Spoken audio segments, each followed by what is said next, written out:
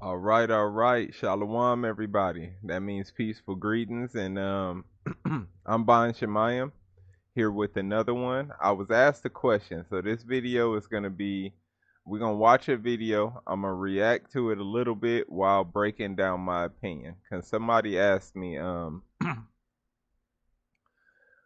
what did I feel about the Star of David or the Star of Magen David or however you want to do it. They asked me what did I think about it. So I decided to make a video on it because I really don't have my own personal opinion. I'm just going to go off of kind of what the Bible says and what I know about that particular idol or that particular symbol. So without further ado, we are going to get into it. By the Star of David Project by Mark Bennett, with special thanks to Melinda Goldrich. Find out more by visiting his website, link in the description. Most Jews recognize the Star of David as a symbol of Judaism. Some would argue it's the symbol. Today, the Star of David is practically ubiquitous in the Jewish world. It's even an emoji. The most iconic use of the star might be on the Israeli flag. But the Star of David wasn't always a universal symbol for Judaism. What's the history behind how two overlapping triangles came to be the most universally recognizable symbol associated with Judaism?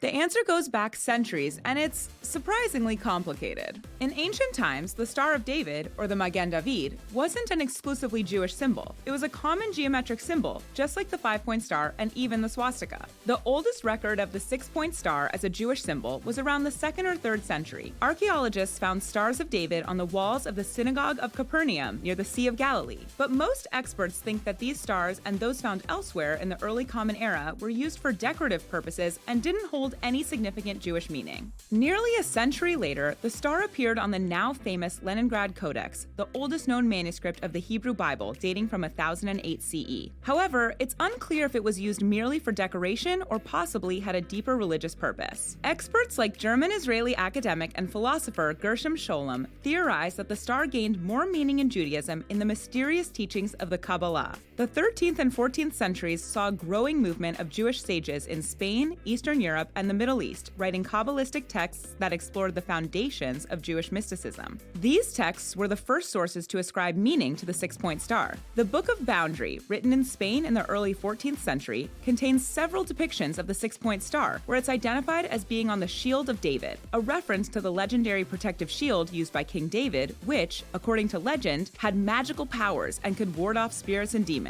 Other works of the time make similar references to the king's magical amulet with a 6-point star emblazoned on it. But the earliest known particularly Jewish usage of the Star of David wasn't tied to a Kabbalah scholar. In the mid-14th century, Holy Roman Emperor Charles IV gave Prague's Jews the right to bear a flag. Under the red flag, with a yellow Star of David on it, Prague was the world's first Jewish community to use the star as its official emblem. The Star of David was on flags and books in Prague at the time and in surrounding Jewish communities, but it didn't go viral until the 18th century. It started in Europe, where everywhere Jews looked, they saw the symbol of Christianity, the cross. Seeking to find their own distinctly Jewish symbol, communities turned to the Star of David. This struck a chord with diaspora Jews and spread to synagogues across the world. The star was cemented as the Jewish symbol in 1897 at the First Zionist Congress in Basel, which was chaired by Theodor Herzl. There, the Star of David was chosen over icons like the menorah as the official Zionist symbol for two reasons. Jews everywhere already knew it, thanks to the widespread use of the star during the 19th century, when it became splashed on synagogues, prayer books, tombstones, and the stationery of Jewish charitable organizations all over. The second reason was that it didn't have the religious significance of other symbols. By the mid-20th century, no symbol was more tied to Judaism. Zionist leaders embraced this. It didn't evoke memories of the past, they argued, and could represent a brighter future.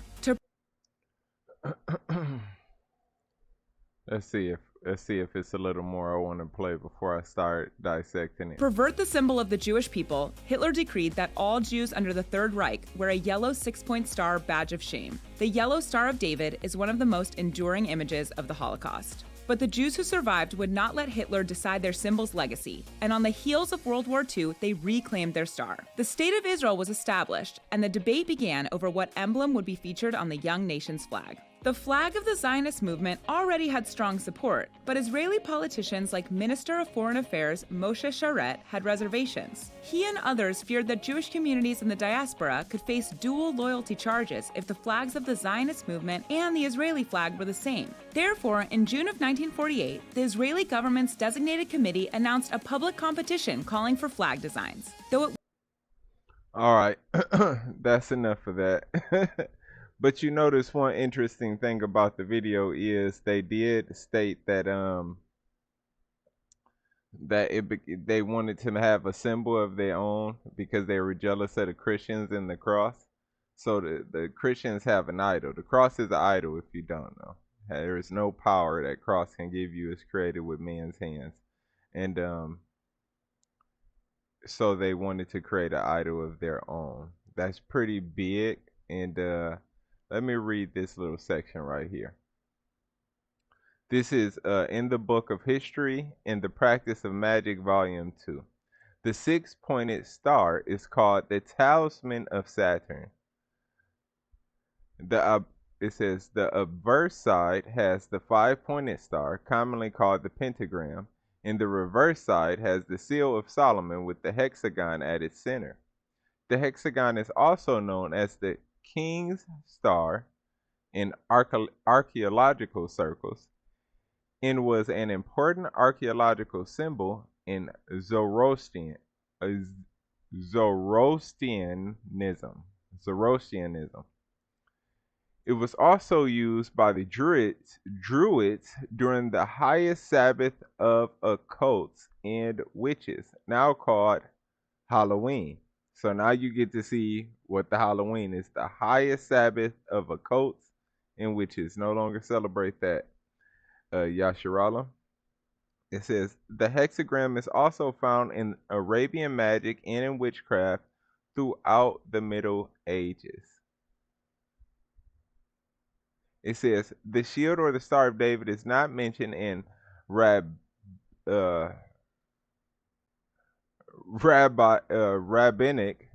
literature at all. Notably, not a single ancient archaeological proof exists as yet concerning the use of the symbol in the Holy Land in ancient times, even after King David. So I hope that's answering some questions. I know I kind of mess it up because I'm reading through this like stand that my camera's on, so it's kind of hard to go around that. Now, with that being said, we gonna go into these Bible verses next, right? So what we're gonna go into, this is Exodus chapter 20, verse 4, right?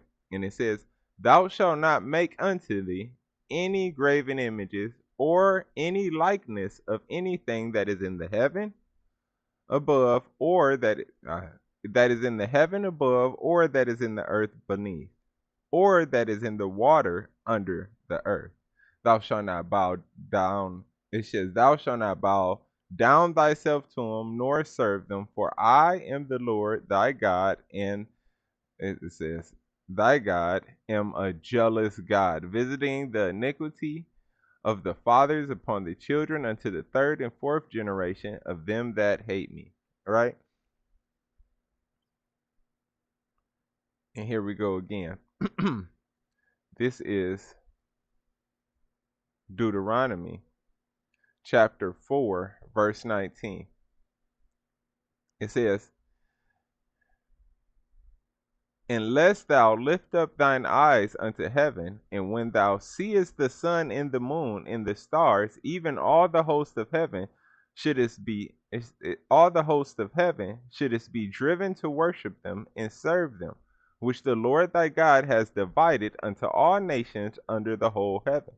Right? And it says, "Unless thou lift up thine eyes unto heaven, and when thou seest the sun, the moon, and the stars, even all the host of heaven, shouldest be driven to worship them and serve them, which the Lord thy God has divided unto all nations under the whole heaven.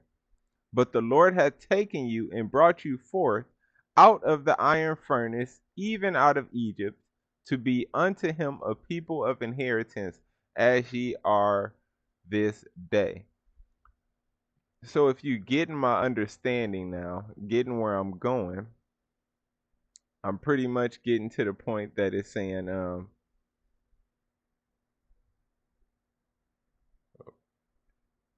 I'm getting to the point of saying that I don't serve this because I believe it's an idol, right?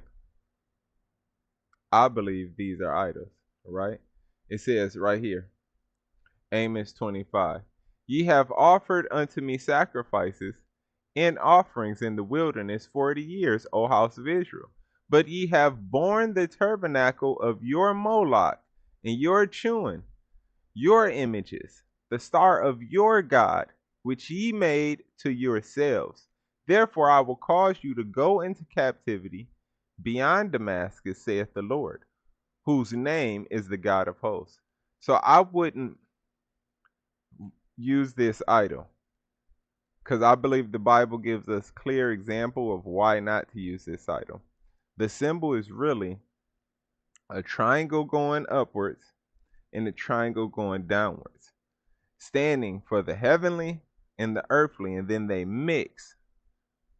And you know what happened when the heavenly and the earthly mixed? They created the Nephilim. So this could be the worship of the fallen angels or a symbol of the worship of the Nephilim, the Nephilim, right? So let's get this paramount real quick. Hopefully they don't copyright me for this, right? So you can see.